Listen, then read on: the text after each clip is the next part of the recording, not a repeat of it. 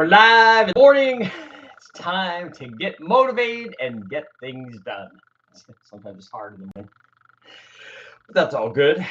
Figure out what you're going to do. Obviously, a lot of guys are going to work now or are already at work. People on the East Coast, other parts of the country, other parts of the world.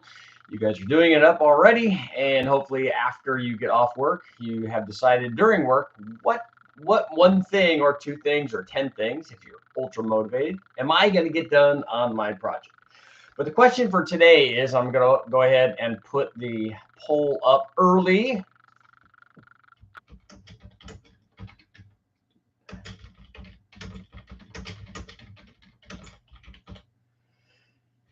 Do you reuse things like the water pump,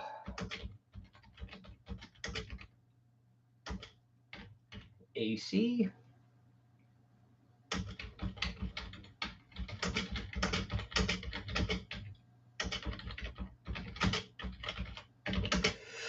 so the question is, do you reuse things like the water pump, alternator, and AC compressor when you get a junkyard motor? A lot of times people get junkyard motors and they get it complete with all of that stuff on there. They get it, from stem to stern.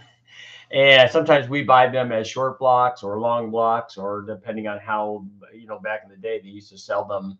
You could buy just the block, just the heads. You could buy any kind of subcomponent, but also buy them complete. And they included the accessories. Now they've started charging us more for the accessories. So a lot of times we're not going to use them. I'm just going to use them on the engine dyno. We won't get any of that stuff. But if you get that and you're thinking about getting this motor and putting it in a car, like a lot of guys do, a lot of them are not putting them just up on the dyno and using them for test motors. But if you're using them and you're actually going to put them in a vehicle, do you keep all of the presumably high mileage things like alternators and water pumps and things like that? Or do you, and particularly the alternator, I think I would feel less concerned about reusing. Either it works or it doesn't. But things like the water pump, do you step up and put a new water pump on there? So let me know what you guys reuse. Oh, my question is too long.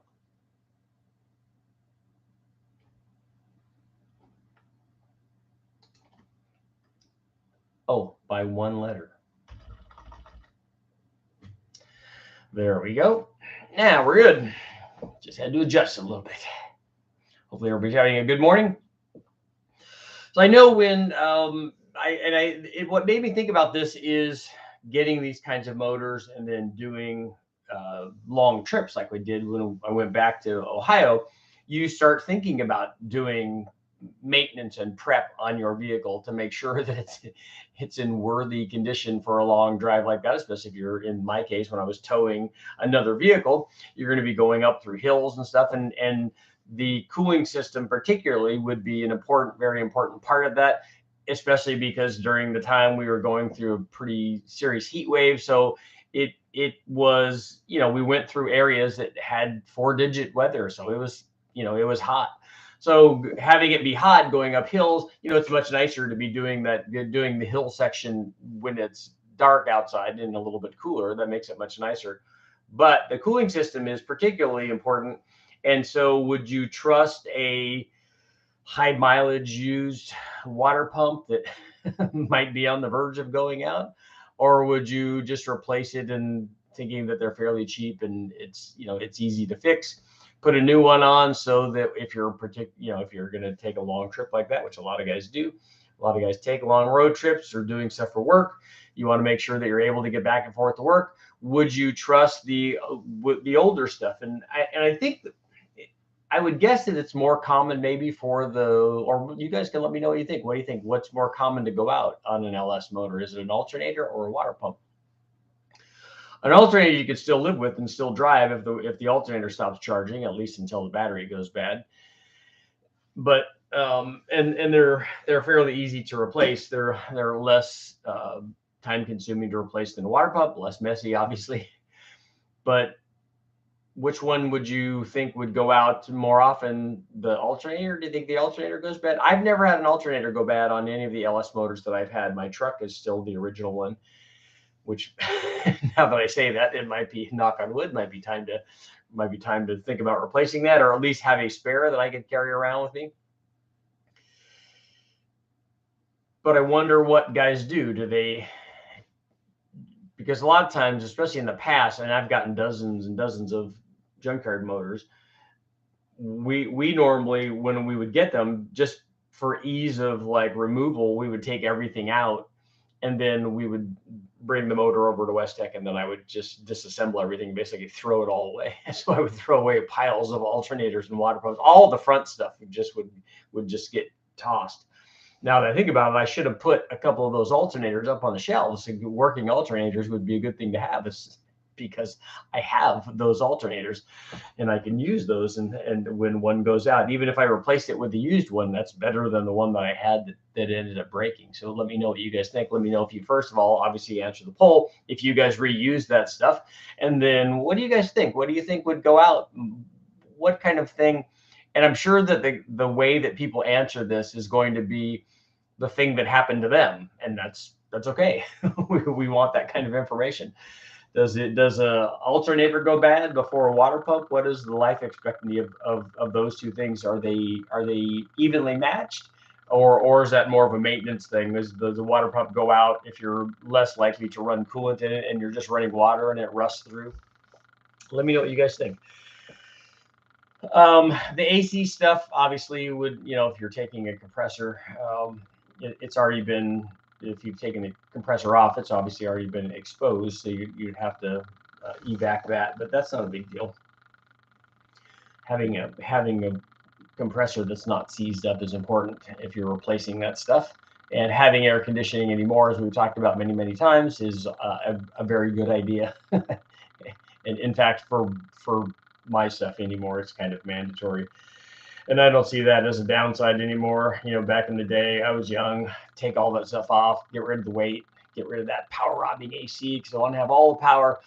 But now I think I'm better at, I know how to make power.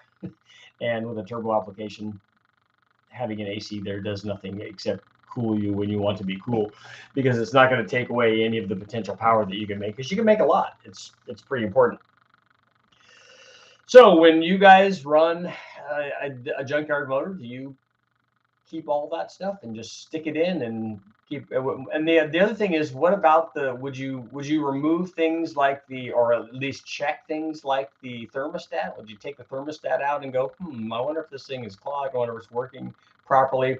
And I say that because we did the thermostat check on the Omni motor, and granted, an LS motor is at least from the night. Well, I guess from the late 90s or early 2000s. So it would be a good, the Omni was from the mid 80s. So it's a lot older. So there's a chance that the thermostat could be a lot older and rusted, and, because the radiators can go bad in those things. And it would certainly be a high mileage motor and could have been sitting for a long time. So we would, at least I know, when we do the engine dyno stuff, or even if I was putting one in a vehicle, we always check the thermostat, because on the dyno, we would take it out and just remove it entirely. And then we usually plug the bypass section so that it's circulating the way that it's supposed to, not bypassing the pump. We would take the alternator out, but if I was putting it in a vehicle, I would definitely check things like the thermostat, just to make sure that that's not clogged up. Because like the one that we took out of the Omni motor was just caked with rust and debris and stuff on one side. The other side was actually fairly clean, but it would have definitely stopped it from, if it did open, without being clogged from that stuff, if it did open up at all, it would have stopped the flow. If not entirely, definitely would have stopped about 80 or 90% of the flow potential through the thermostat, which obviously is not a good idea. And not to mention, that stuff would have been in the cooling system, which is also not good. One of the things that I do when we put the motors up on the dyno is I'll take and we run the water from the dyno, and I'll flow that into a 5-gallon bucket. So we'll basically flush the rusty motor out, so that all of that stuff doesn't go back into the 2,500 gallon tank that they have. that we use for the dyno water. So you just don't want all that rust and deposit and all that stuff in there on one of these older motors that have been sitting for a long time. The nice thing is that we would also flush it if there was coolant and stuff in there, so have that go into the bucket before we, so that stuff doesn't go into the water system for the dyno. All of that stuff. It's nicer if it's coolant because then there's less chance of there being rust deposits and stuff in the block. If the and this is more prevalent on like older motors. The LS stuff is not, that stuff usually is not too bad. But if we get something that's an old Mark IV big block or a small block Chevy or those kinds of things, an early Ford, those things tend to have more rust build up in them and stuff too. So we want to make sure that we get that stuff flushed out. So that would be a good idea also if you're getting a wrecking yard motor. Is, you know, you can use your garden hose and stuff and just kind of flush all that stuff out until it stops coming out as rusty water. We did that on the, in fact, we used a high pressure sprayer on the Omni motor to clean that stuff out as best we could.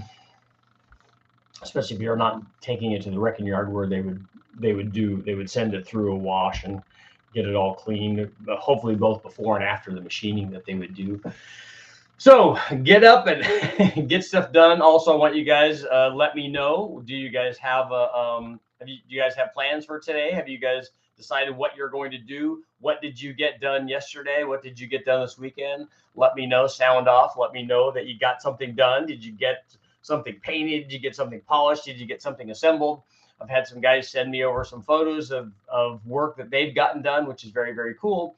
I like hearing from everybody, and I like knowing that when we have these discussions, it's helping people get motivated and that they're getting stuff done, because it also helps me, because when I come here and I want to be able to tell you that, yes, I got stuff done today, because I don't want to just be telling other people that they need to get stuff done. You know, I want to do it also. Good morning to everybody. So let's see what you guys got going. Let's see how our poll is doing. Do you reuse things like the water pump, the alternator, and the AC compressor when you get a junkyard motor? We're at 76% saying yes and 24% saying no, which is awesome. The only thing I reuse from the junkyard is the blocks. Oh, so you're just there for basically core stuff then, right? I always buy water pumps and sometimes alternators. I reuse power steering and AC compressors. Alternator, yes. Replace the water pump. That's kind of the direction that I think that I would go. Sensors, also, that's another good point, Brian. I tend to reuse the sensors. In fact, that's one of the things that I really, really like about getting a junkyard LS motor, particularly, are things like coil packs and sensors and stuff. Because if you try to go buy those, that stuff can get fairly pricey. That stuff can add up. So it's nice to get a crank sensor and a cam sensor, to get water temp sensors, all of that stuff. I find that I don't think I've found a sensor yet that has not been working. The other thing that I like that we grab also are TPS and IACs also. A lot of times that stuff is missing. Map sensors are another good thing that I like to get there, especially we get the multi-bar map sensors from, usually they're 2-bar from the factory stuff.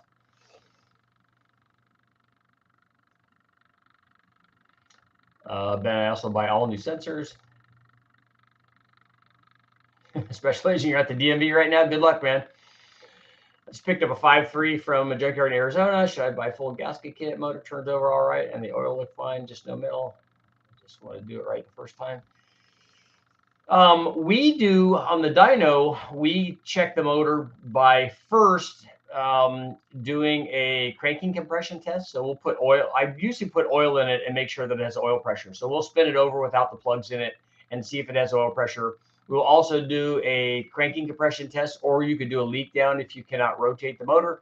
You can do a leak down and make sure that every cylinder has, one of them has 50, 70, 80% leak down. You're like, okay, that's probably not going to work. If they all have good leak down, then the motor's probably okay.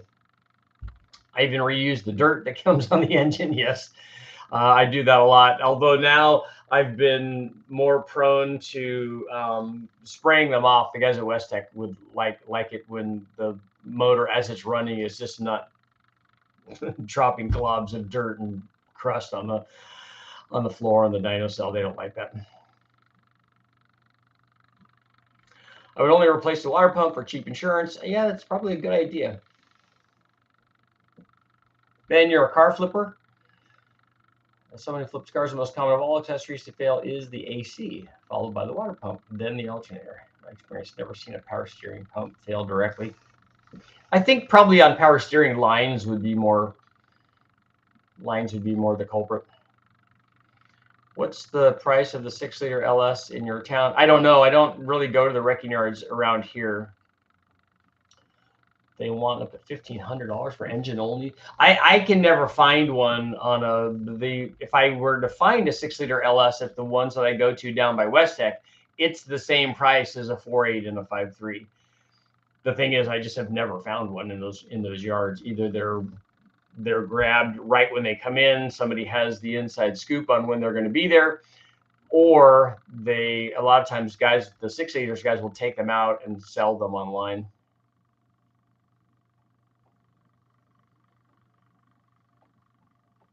Mexico City's here. Never got an engine at the yard, but I've got plenty of AC compressors and alternators. I use water. I don't know that I've ever gone to the wrecking yard to get a water pump. I have reused water pumps from the wrecking yard because when I did the test on the front drive accessories, how much is a water pump? How much power does it use? The fan, all of the AC compressors, alternators, all of that stuff. We did reuse the water pump. The water pump was working just fine for cooling the motor. Wife and I planted some fence posts this weekend. That's good. Put a new radiator fan clutch and a 160-degree thermostat on my wife's Denali. Finally got it to cool down. That's good. Fan clutch is important for that. Got a 5.3 pulled apart in my living room. When I'm LS swapping my 2000 Ford Ranger, how do I go about getting the gauges working? I'm probably the wrong person to ask about that. Oh, getting your ambulance driver's license today. Nice.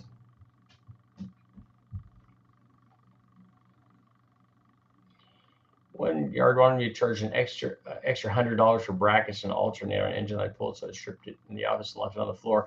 That's what the ones that I go to are now. That's part of it. The starter costs more, the alternator costs more, the AC, all of that stuff that's an extra charge. So for for stuff that we run on the dyno, all of that stuff just gets stripped off and left.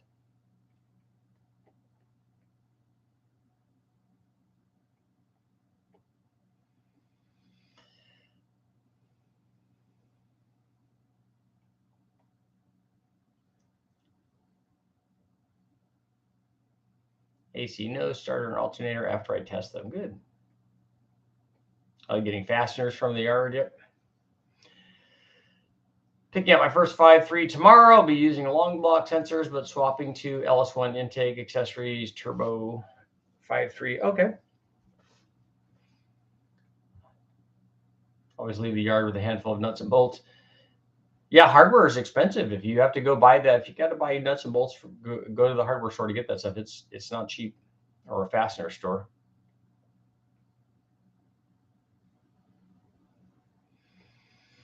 I was just at the yard the other day pulling some coil packs and sensors and used the general rule that if it's wrecked, it was working. That's the thing is if the car's crashed, that's a good rule of thumb for wrecking yard guys is if the car is crashed up pretty hard, then it was probably driving when it crashed. And then so the motor part of it is good unless you get a front hit and it somehow damaged the motor. Relays and light bulbs and fuses too are the big things from the wrecking yard. Got the square body wired, aftermarket dash, Dakota digital gauges, intake swap. Nice. That's a lot of stuff.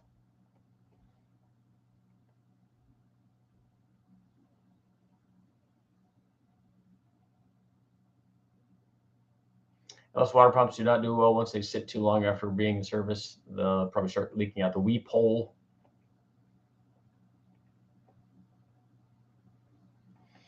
Sparky, glad you can make it though, man. Go get some projects done. Yes, on the power steering lines. What fasteners in the bottom end do you reuse from a junkyard motor if replacing bearings?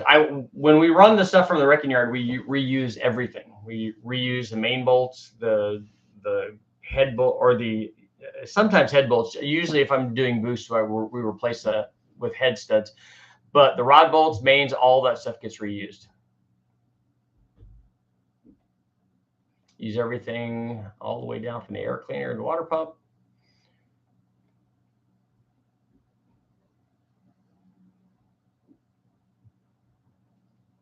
Cincinnati's closest to me, still 12 to 1300.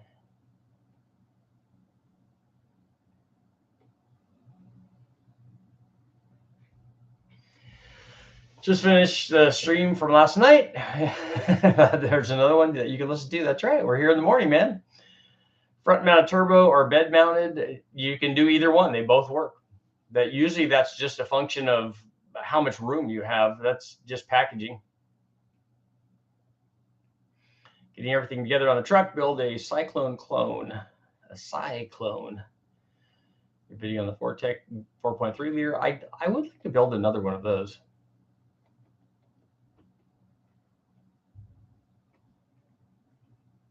Change the oil pan gasket. Can use a Gen 4 harness and put a drive-by cable throttle body through it. I don't know about the harness. The ECU would be a drive-by-wire ECU if it's a Gen 4, and it may want that. It may want that sensor being used. I don't know if you can eliminate it. That Matt over Sloppy might know, because he does a lot of factory ECU stuff.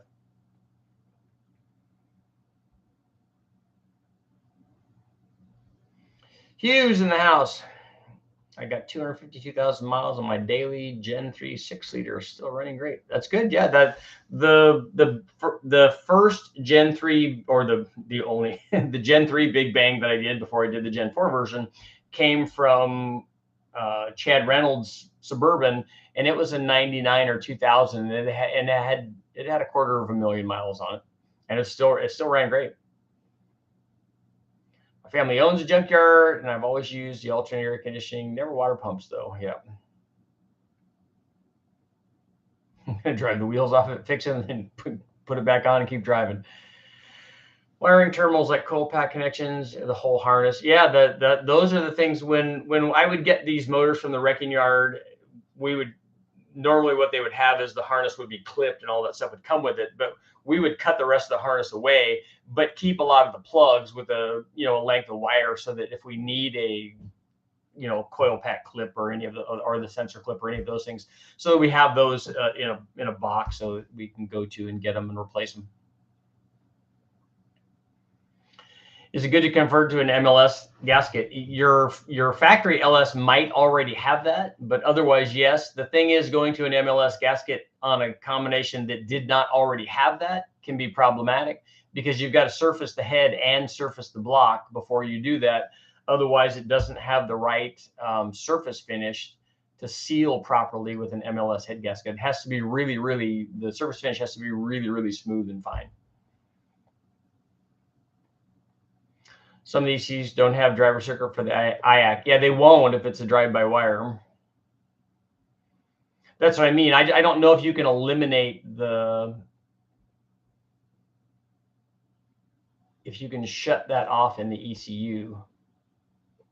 Like, I don't know if you can mix and match Gen 3 and Gen 4 harnesses and ECUs. Can rings be reused? Yeah, we reuse them. We put ring gap in them. We increase the ring gap and reuse rings all the time. We normally don't replace the bearings either. If the bearings are in good shape, we just clean everything and then put it back together.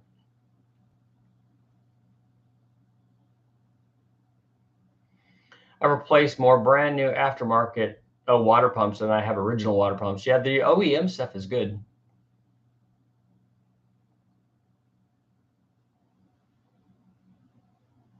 If I was swapping a car with a working AC, I'd unbolt the compressor. Yeah, and just lay it over to the side and then put the engine in and then reuse that AC. Sometimes guys are just putting the whole swap in and they need the AC and they have to run the lines and all that.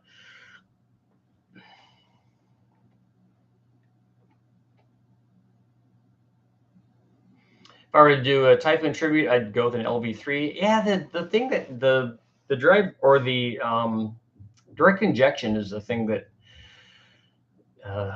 would stop me from doing LB3.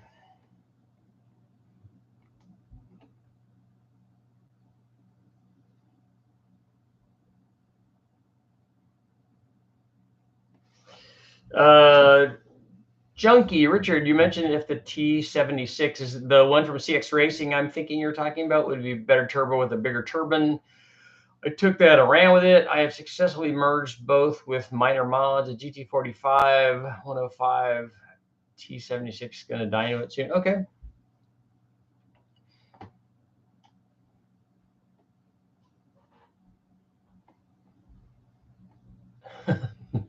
Matt's fancy now. He doesn't use factory ECUs. He still has a lot of knowledge on factory ECUs.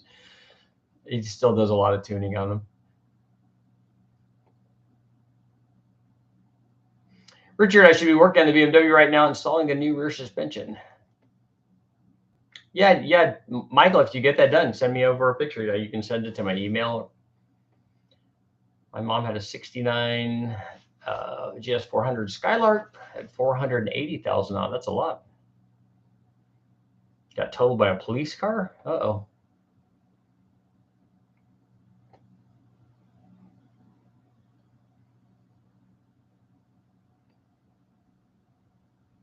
Richard, can you use an MLS gasket with a fire wire, or do you have to stick? Why would you use an MLS gasket with an O-ring? You don't need to do that.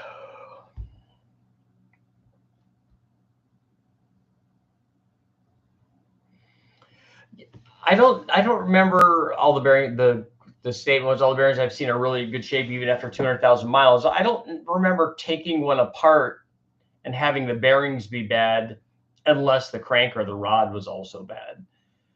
All of the ones that we have that's been over, the bearings are in good shape. The worst bearings or the bearings that you see that are going to be in the worst condition are definitely going to be the cam bearings. But as long as you don't look at them, then they're okay, right? Isn't that the rule? My bearings were perfect with 389,000 miles on them. Well, except for the cam bearings. That's right. Yeah, they typically, as soon as the cam spins the first time, I think that they go down to the copper, and then they just stay there. They stay like that.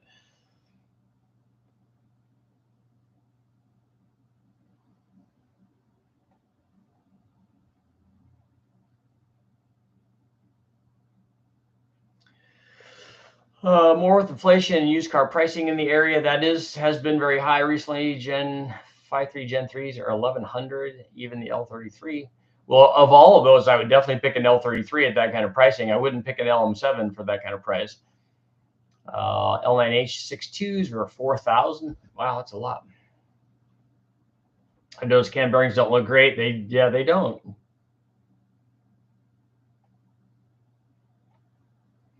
What is your take on a smaller turbine wheel and housing with the bigger compressor side and housing? That was done a lot on like T3, T4 hybrids for smaller displacement motors. That combination tends to work better. It doesn't work well on a bigger engine combination because you're going to run into the flow limit of the hot side on a smaller hot side. The bigger the motor is, the sooner that's going to happen. And so you're not taking advantage of the compressor side. You're gonna not top out the compressor side. You're gonna top out the turbine side, and then you'll start getting really, really high back pressure. Like I said, that's a good combination to use on a small displacement motor that you're trying to make good power with. What rockers should I pair with the TBS S706 heads and stage 2 turbo cannon springs? Stock ones is what I would use, maybe with a trunnion upgrade. And then your question about the turbo is pick the turbo size for the power level that you want. So decide whether you want 1,000, 700, 500, whatever number you want. You just have to pick the turbo accordingly.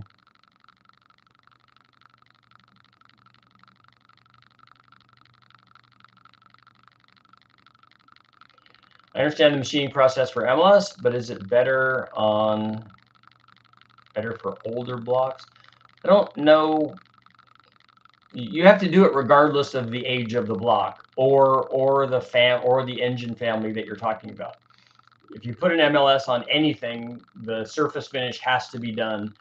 And the MLS gasket is going to be a lot stronger than any other type of gasket, than any graphite or any other material gasket, than any other traditional kind of, Velcro kind of head gasket. The MLS will be a lot stronger so that you won't blow the head gasket out. If you do blow out an MLS head gasket, you've blown up the motor in some way, because they're very, very strong, especially if you have good clamping force from head studs.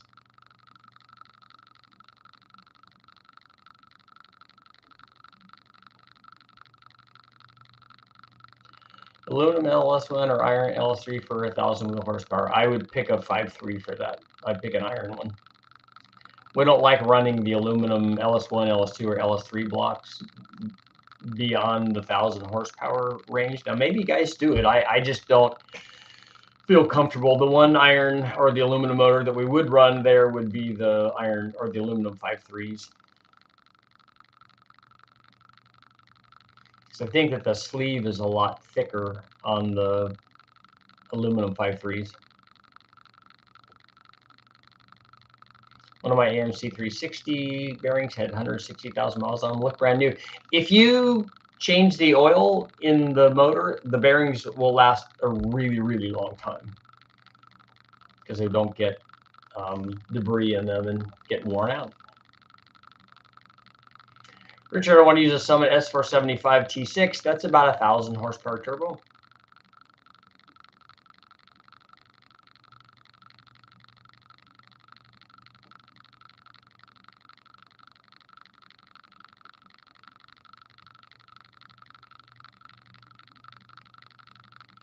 Gas block LSs you can get some serious miles out of. Yep.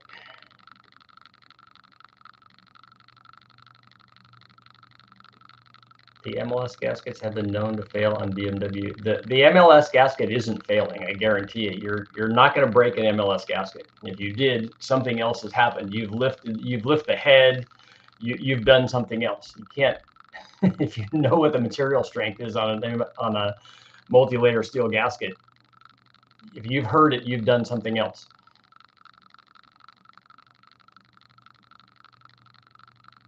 Yeah, there is a fan motor going that people can hear. I'm going to try to take care of that today. I'm actually going to move the computer. Can an Envy motor be used in a truck? Yes. I don't have a favorite beer because I'm not a beer drinker. Thomas, thank you very much.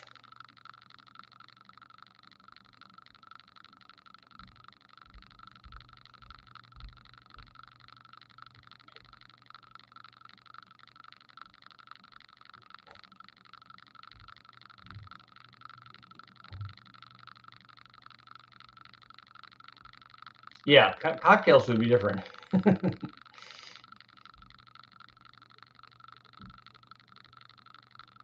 Well, Sean Connery's voice would be a martini shaken, not stirred.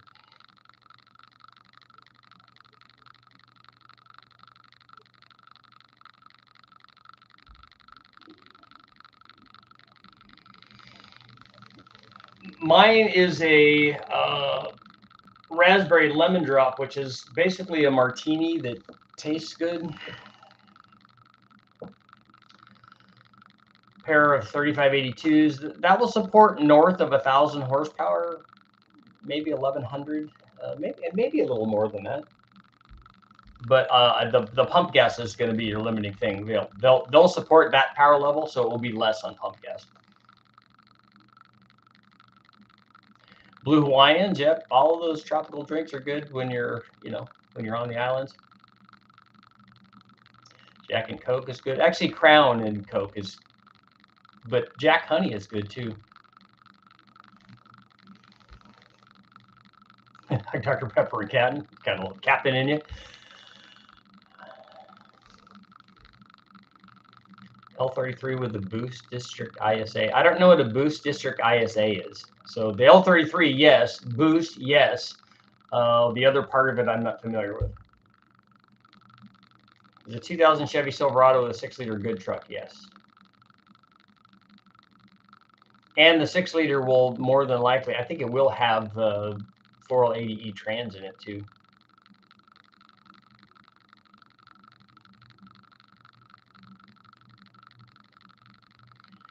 If you're getting your heads ported for a boosted motor, would you have them? First of all, if you're getting them ported for a boosted motor, it's no different than what you're doing for an NA motor. You're just porting the heads to make the NA power, to bring the NA power up, and then boost is going to be a multiplier of whatever is there. That's how I look at it. I wouldn't worry about doing it for changing intake and exhaust valve diameter relationships. What you want to do is make more NA power. So port the head, put a good camshaft in it, select the right intake manifold. Lucky for us, the LS stuff has pretty good intake manifolds, and then add boost to that.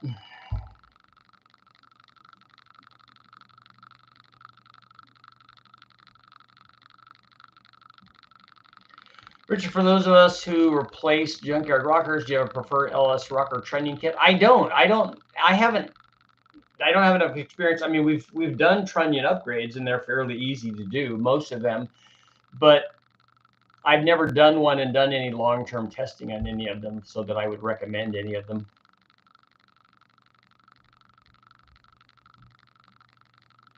Peach whiskey, Coronas and tequila.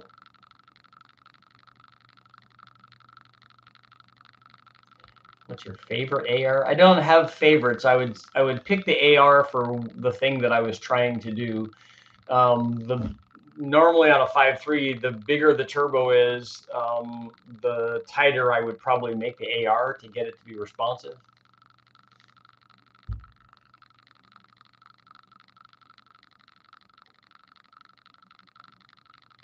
Yeah, the 6-liter trucks are good. Only if it's a 3/4 ton, we'll have a 4L80E. So if it's but did they have was a 6-liter available in the half ton? I don't know if that was an engine option in a half ton. Throttle by drive by wire for an M122. Are you putting it in with an ECU that requires a drive-by-wire throttle body? I would be less worried about drive-by-wire. I like cable throttle bodies much more than I like drive-by-wire throttle bodies. And on a blower, you want the inlet to be as big as you can make it. L33 with a boost dipstick, LSA supercharger. Oh, a boost district LSA supercharger. Okay, so that's somebody that does something to an LSA supercharger with 799 heads. I want to build this. Yeah, yeah, that would work fine.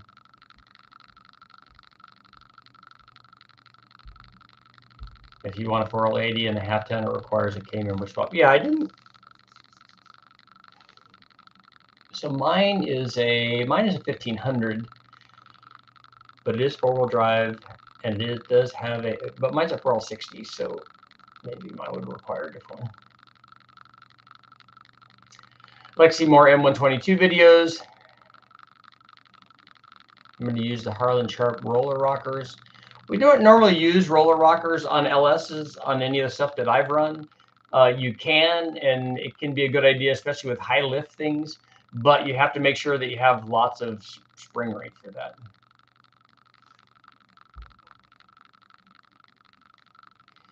What is the main difference between a boost cam and an NA cam? There isn't any difference. They're the same.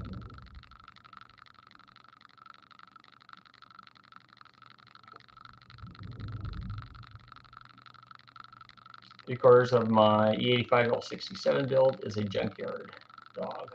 Good. You can get a lot of good stuff from there.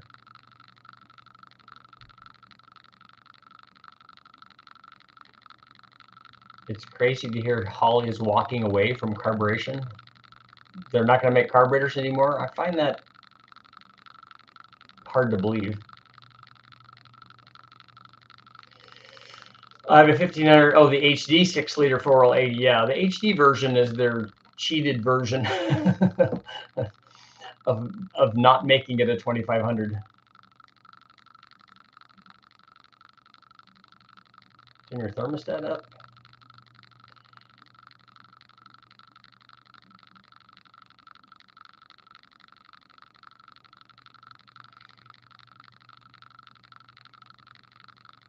Gonna do a big bang on the 8.1. Probably not on an 8.1.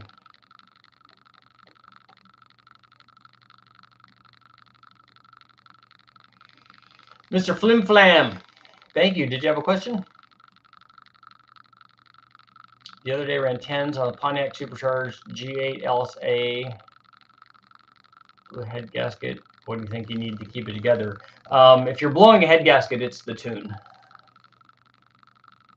You have the air temperature is too high, you don't have enough fuel, or you have too much timing.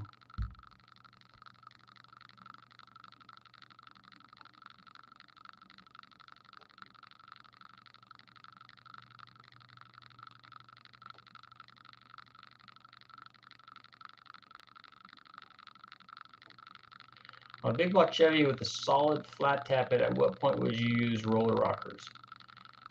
On a big block Chevy, I probably would put roller rockers on it anyway, on any lift iteration.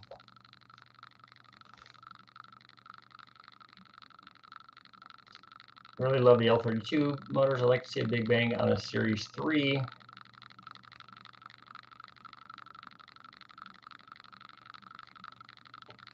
I plan on doing, I think the one that I have is an L67 right now because the L32 got hurt.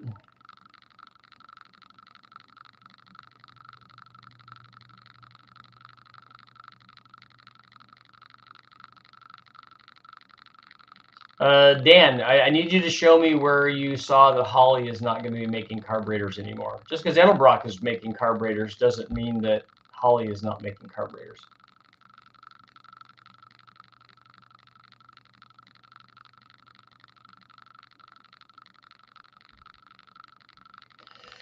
Best turbo for 600 to 800 horsepower.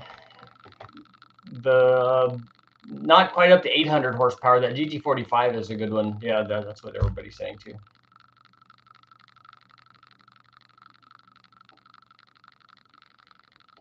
Yeah, you would be surprised how many carburetors Holley still sells. It's a tremendous amount.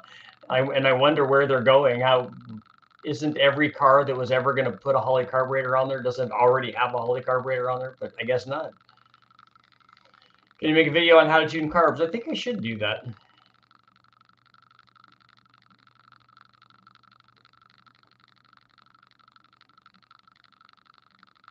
How much boost would you feel safe with on a stock 2000 Crown Vic? Do you have, is it a 462 valve?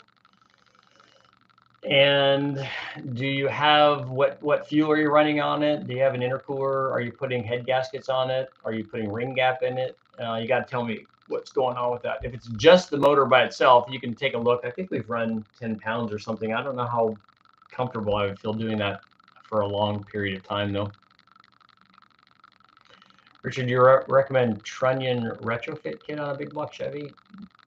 No, I would recommend just putting roller rockers on a big block Chevy. It's a nice low budget option. I have a cheap small block Chevy. I want to build with carburetor. Yeah, carburetors works good. And the cheap way is go to the wrecking yard and get a carburetor and just do a rebuild kit. 2 valve in 2000, I thought so.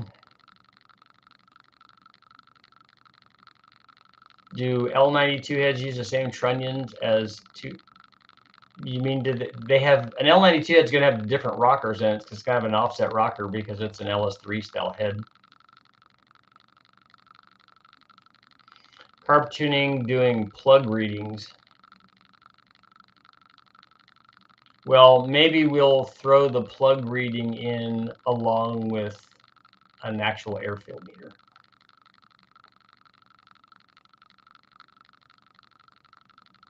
Does the air filter inlet size need to be bigger than the turbo inlet? Yeah, you can't make the air inlet size too big going into the turbo.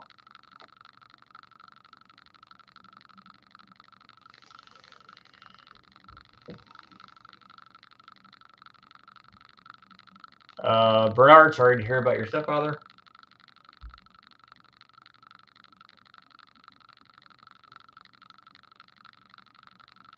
Richard, I have a 6-liter sloppy stage 2, 8088 turbo with a 132 AR. How will it drive on the street? That might be okay on a 6-liter. that camshaft is not going to be real responsive, but a 6-liter is going to be good. Are you trying to make everything that 80 millimeter turbo will make? If not, I would go down in turbo size.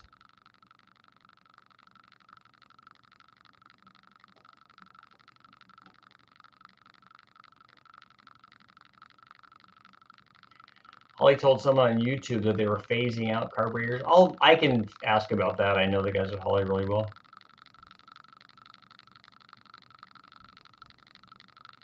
I did pick up the Pontiac 350. I have it over in my storage already.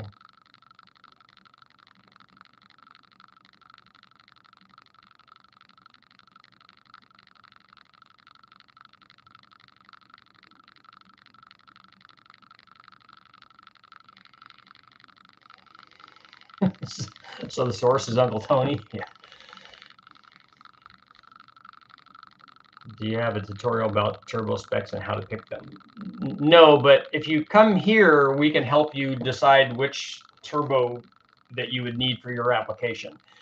Basically, you start by picking the turbo that's sized to make the power that you want. That's the first step. Decide how much power you want to make. Then that's going to eliminate a lot of turbo possibilities because you're going to only have a certain number that want to make 1,000 horsepower. Then you would pick it based on other things. Okay, what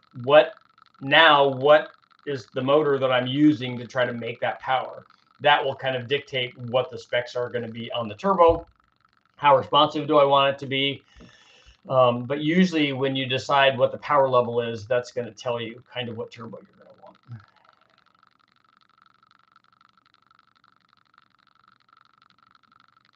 I'm building a big block Chevy and installing a 504 510 cam. I'm building for torque. Want to put it in a. So it sounds like you've already picked a camshaft. I don't know why you've chosen lift as your thing. I would pick duration first, and then the lift is going to be a function of that camshaft that you pick. I'll be less concerned about lift, other than making sure that I have retainer to seal and coil blank clearance in the spring. Holly's not going to stop making carburetors.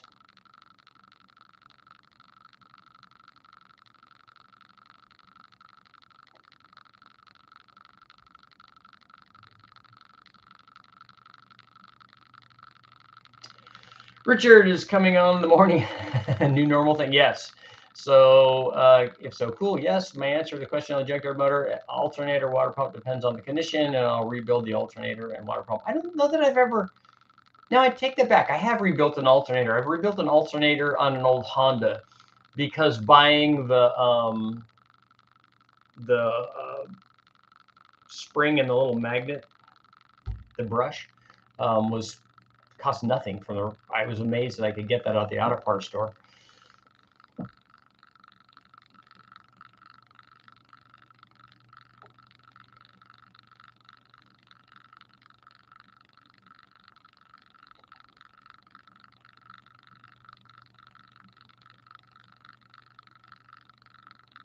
It's still cost effective to rebuild an alternator at home. Well, when the choice was I don't have the money to buy a rebuilt alternator, and I had the $8 or whatever that it cost for me to get the piece that I needed to rebuild it that had worn out, then yeah, it was there was no choice there.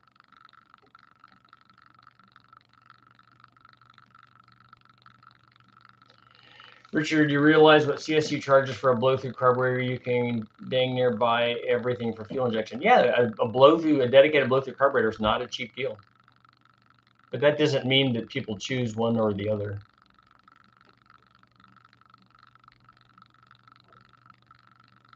I'm swapping a truck 6-liter into a 25-foot, 6,000-pound boat. Would like low range under 5,000 RPM. Think about using a Trek Norris cam. That's a good combination. Keep the, if it's a 6-liter, you could make more torque if you get rid of the 317 heads and put 706 heads on it. That small cam will work. Keep the long runner intake manifold.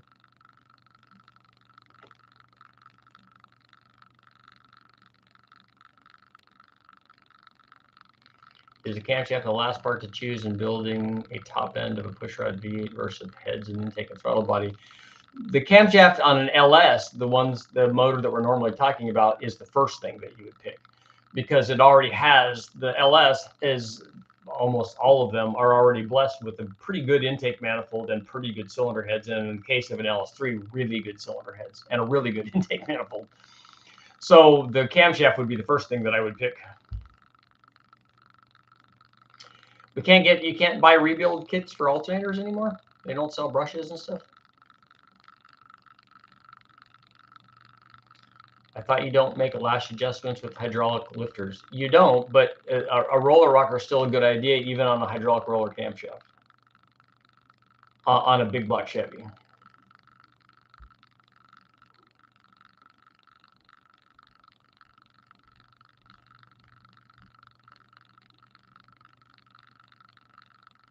Lifter preload adjustment, half a turn.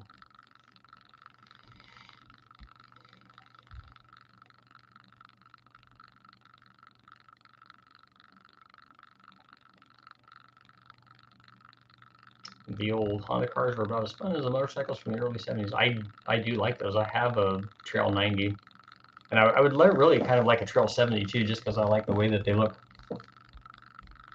I don't know if the 70 is street legal though.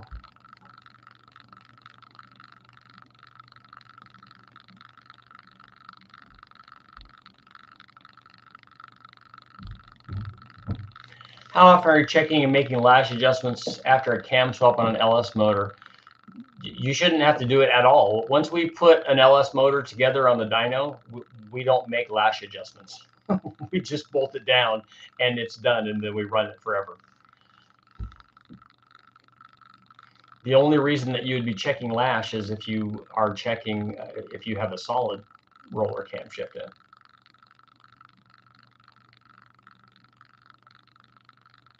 It's a challenge to remove the 454 from a camper.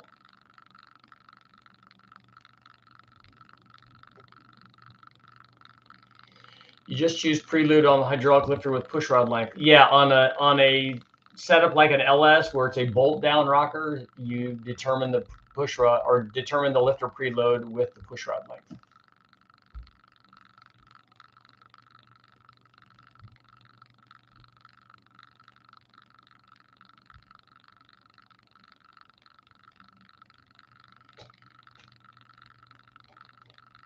How is our poll doing? 74% are saying that yes, they reuse those things like the water pump, the alternator, and the compressor from their Junkyard motor.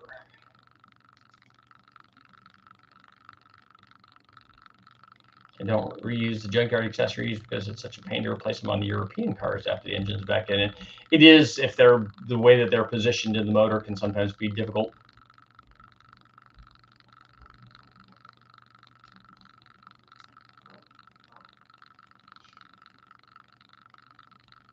I've only dealt with Ford small block pedestal mount rockers and LPA. I don't know what the LPA designation is.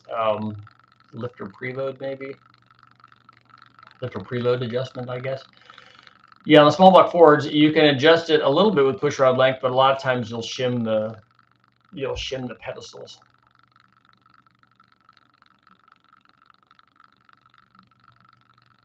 Lifter preload adjustment. What version 454 would be in an 84 camper, 1985 camper? It's probably going to, let's see, 85 might be a Gen 5. I need to look and see. It's probably a Gen 5. It's probably a throttle body injected Gen 5.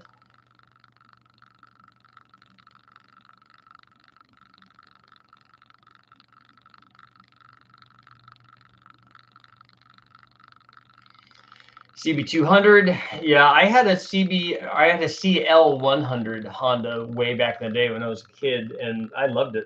Man, we beat the heck out of that thing. We used to jump that thing, take it off the road, even though it was a street bike, and we rode it on Highway 50 up in Tahoe, and it was awesome.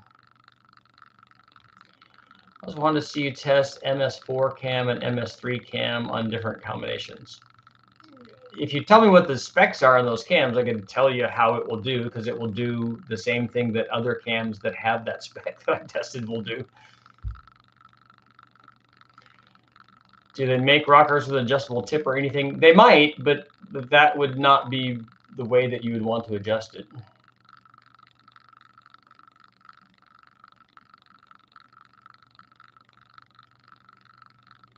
My cam calls for a 3500 stall. Wouldn't it be a pig down low in the street if I put a 2500 stall in it? It might be. If you tell us what your cam specs are and not the lift, tell us what the duration is, we can give you an idea.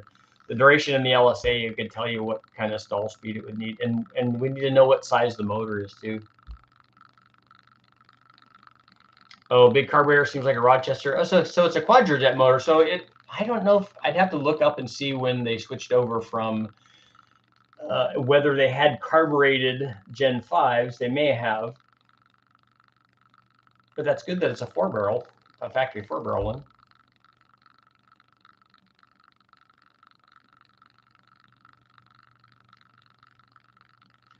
An 85 is not, if it's carbureted, is not going to be the same motor that's in a 90 SS pickup. That's going to be a throttle body injected one. Oh, so bet it is the last year of the Gen 4. I wondered when the switchover was.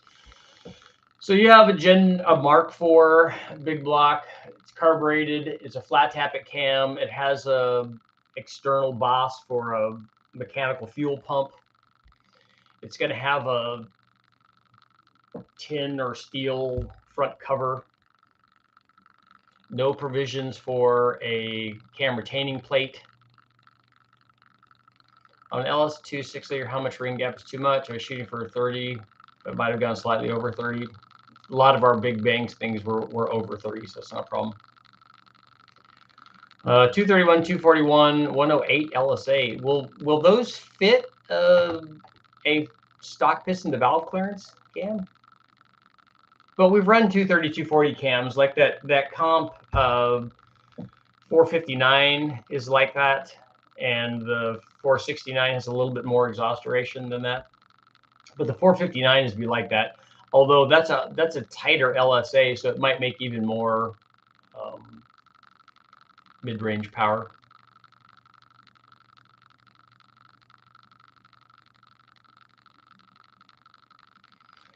I ordered a GMPP LS3 crate motor this morning. Probably put an LSA blower on it. Do you think it'd be safe to run a 93 pump gas? Yes, you could.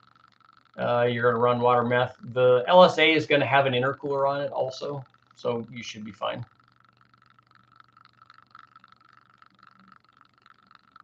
I need to do some 2-strokes. I've not run any sobs.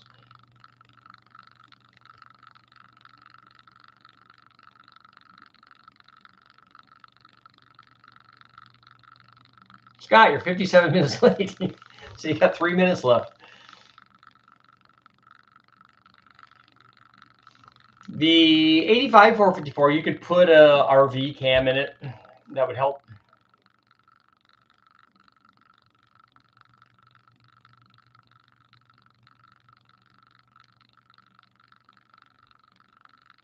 $45 for an alternator rebuild kit.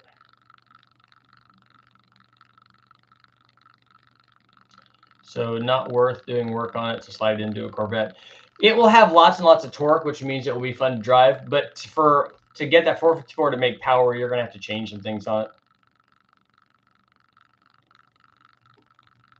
it. You had koi delivered, Scott? Need to make the fish feel comfortable.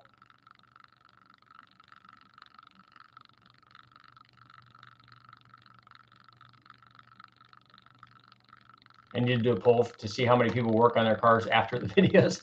I'm actually going to close out the poll here. 75% saying yes, that they reuse the water pump, AC compressor, and alternator from their junkyard motors.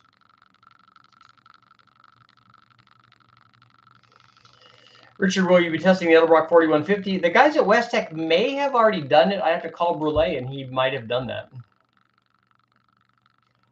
My guess is the Edelbrock carburetor is going to make within a couple of horsepower of anything else that you tested against. Because their new 4150, it probably is a different design than the old Carter style that they were making. which didn't seem to make the power that a Holly did.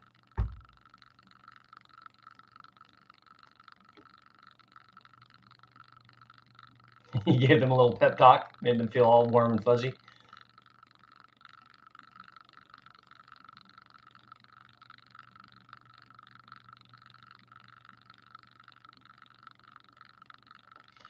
What wheel horsepower would you expect from an LQ9? You can take a look at the tests I have up on that kind of deal. Like the LY6 which had LS3 heads, had that kind of camshaft in it, I think was probably in the 525 or 530 range at the flywheel. So if you take 100 less than that, I think you should be over 400 at the tire. Sky thought of you yesterday. You've actually picked up some tools and put them in the toolbox. Well, cleaning is very important. 239, 242, 649, 600. LSA, MS4 cam specs. I don't. That cam won't fit in a stock piston to valve clearance application. So that would have to be something that has a new piston in it with valve release. That's pretty big camshaft. I've run and I don't like the fact that it's 239, 242. I don't know why they didn't stretch the exhaust out more than that.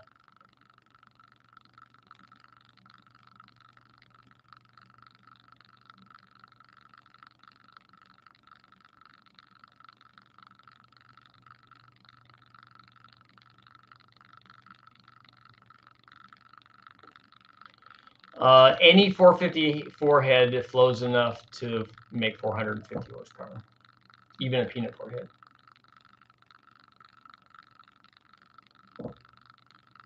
Richard, have you heard from Ecotech Sandrail Todd today? No, I haven't.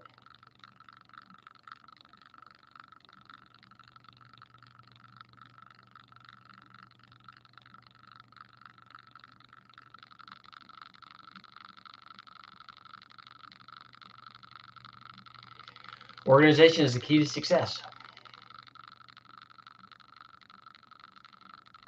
So who's going to get the last question?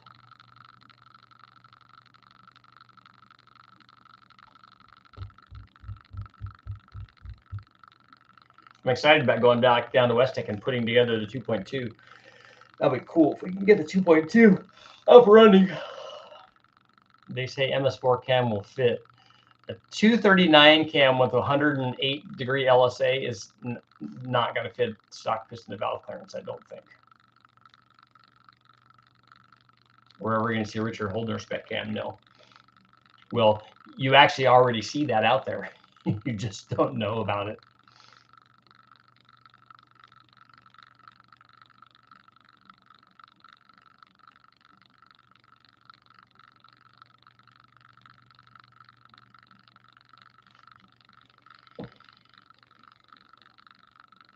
You ever run those mini torque starters?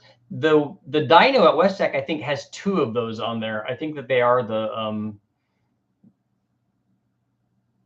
high torque starters. I think that they have a pair of them on there because sometimes they have to start big blocks, like really high compression big blocks with lock distributors in them. So they want to make sure that they have enough starting power, and they do.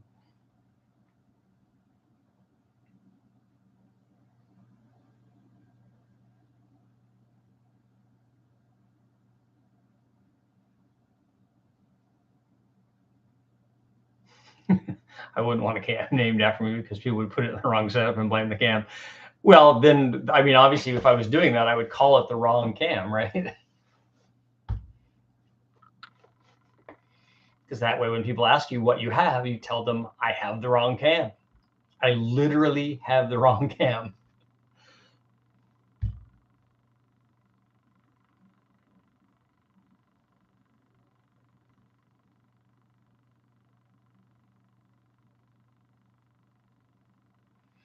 I pulled seats from a 91 F-150 plus skid plates. Good.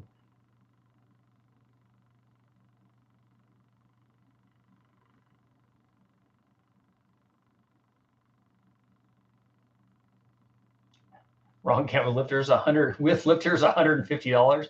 How many lifters are you going to get for that price?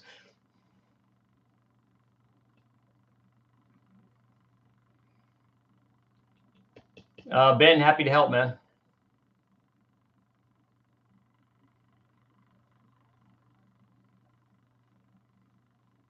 Oh, so pneumatic wrencher, you can tell the high torque ones by the number of teeth.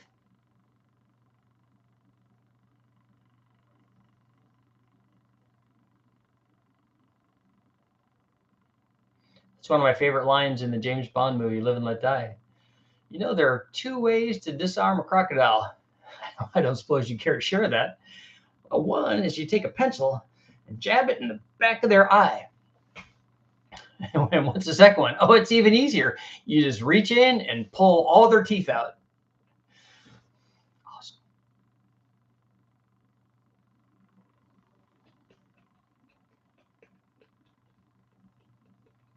Oh, I need to find out today what I'm going to do today. And on that note, I'm going to take off. But what I'm going to do today is find out the information on the pistons and rods. I need to send an email over and find out about the pistons and rods for the trophy 4-cylinder, because we need to get that going. I need to get that thing back running so we can do some more testing with it, because that was very, very cool.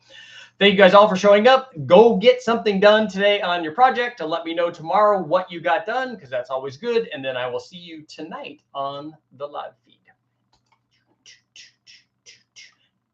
Thank you all for showing up.